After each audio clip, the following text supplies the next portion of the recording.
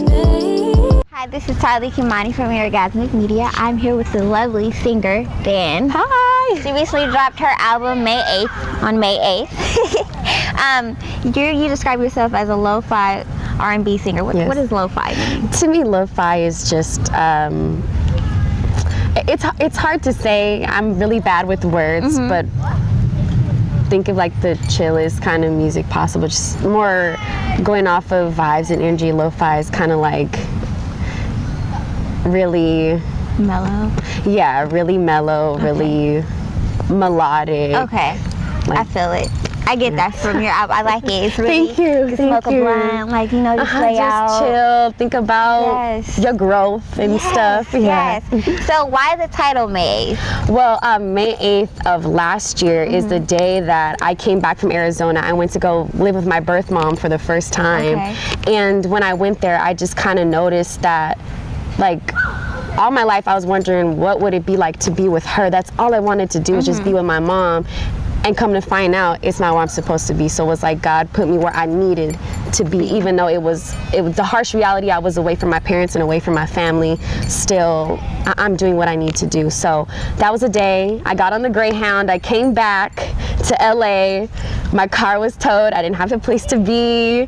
I was like without my family. The ties were just broken. So that was the day that I came back broken. I was like, you know what? I don't want to be this person anymore.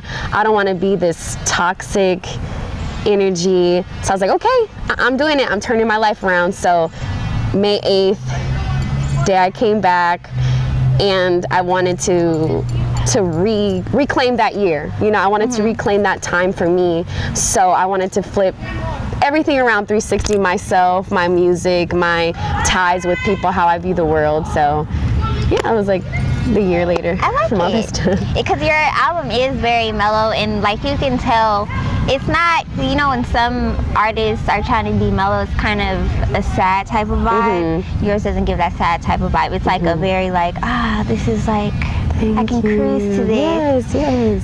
So how has your first album helped you grow as an artist, as a person? Because I know you said May 8th was, you know, the day that your life kind of took a 360. So how has this album helped you? That's such a loaded question, because it's like it really has made me the woman that I am. You know, my whole thing is trying to show people how to cope with negative feelings in a positive way. So I had to do that, but I had to go through it the hard way. You know, you have to learn, you have to process. You do, before shit gets better, shit gets really fucking bad. Sorry, I don't know if I can cuss.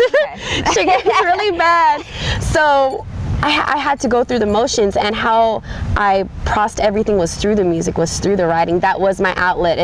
As cliche as that sounds, it was my outlet. It was how I processed everything. You have all this negative energy, and it's like, what do I do with it? Because sometimes we can get over it, you know, but I feel like that's so much time wasted. So what I did was like, okay, what am I going to do? What am I going to manifest with this energy? I'm going to flip it. I'm going to make it art.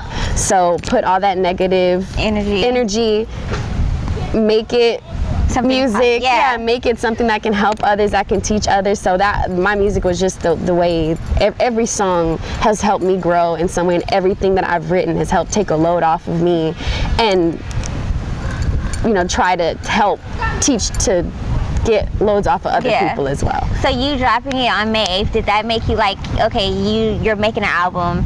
Last year May 8th was not the best, but this year May 8th. So do you feel like May 8th is something that you're gonna hold dear? Oh yeah, like that's probably gonna be my like anniversary. Like I'm gonna have like a mini celebration every May 8th, just because it's my first project. It's the first day that I realized there was something more to me than just pain and it's just like your rebirth. Yes, you're exactly. On May 8th. So yeah, that's my other birthday. So who inspires you as an artist or as a person? Let's see. So I have a few. I'm really inspired by Amy Winehouse. Oh, I love Rest her. in peace. I have lyrics tatted on me, everything.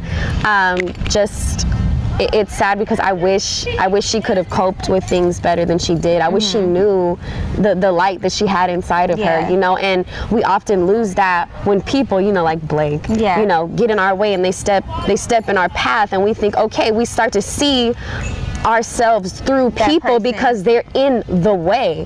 So I just like she was so full of life and so talented and so amazing, and she couldn't see because she let somebody get in the way.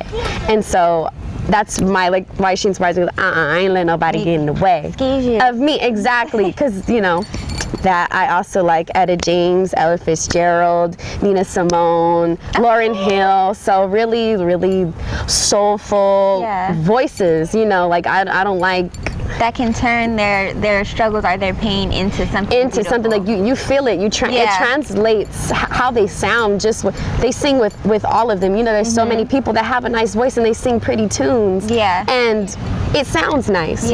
But you don't feel it. You know, I like stuff that makes me cry. Like not like cry like sad, but cry like, ooh girl, I feel you, girl. I've been there. Yes. Because I see you said Billie Holiday also influenced you as well, and I remember watching her autobiography on a movie. It was a movie. I don't know if you've seen. I think Diana Ross plays her, if I'm not mistaken. I have not seen that. But yeah, Diana Ross plays her, and I watched it when I was younger, and I was just like, wow, she like made these beautiful songs, but she went through so much. She didn't know, and back then like the heroin and stuff, like super bad, you know. And we all have our vices. For me, mine is alcohol, you know, and it's not, you know, and that's, weed is healthier than alcohol. I don't care what anybody says, smoke before you drink. Like, if you can't, I can't smoke. I get paranoid and scared. I think I'm dying.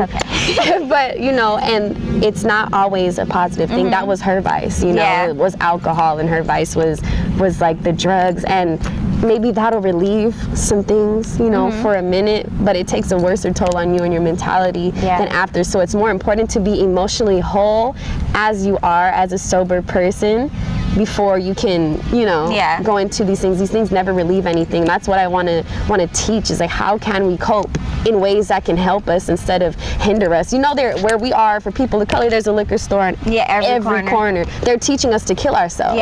So it's like, how can we not do that? Same thing, beautiful voice, beautiful essence. You could hear her pain and her struggle, but back then I feel like people weren't there to teach beautiful souls that they can still stay beautiful regardless, if they would just heal and if they would just become whole, then they can do it. I don't think mental health also was really like a big topic of discussion. I think it's just starting to become a topic of discussion. So like back then it was kind of like, oh, get over it, like, oh, pray about it, or just have a drink, you know, let it easy, you know, just take a hit. And it's just like, you know, I'm glad that, you know, a lot of people in our generation are learning, like, we do have a lot of things that we carry on from our parents and etc. That we need to turn it into a healthy, cope with it in a healthy way. Especially in the Black community, we're taught, like, you don't tell anybody else your business. You don't let anyone else know.